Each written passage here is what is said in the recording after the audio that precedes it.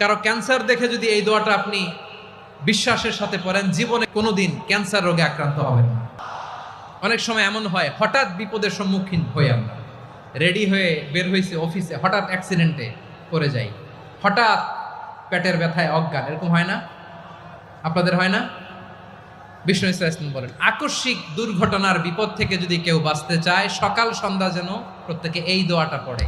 সকালে যদি 3 বার পড়ে, সন্ধ্যা পর্যন্ত হঠাৎ বিপদ থেকে সে রক্ষা পাবে।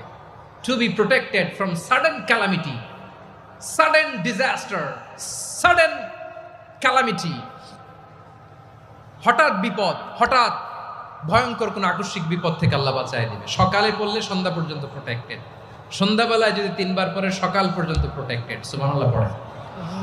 দোয়াটা কি?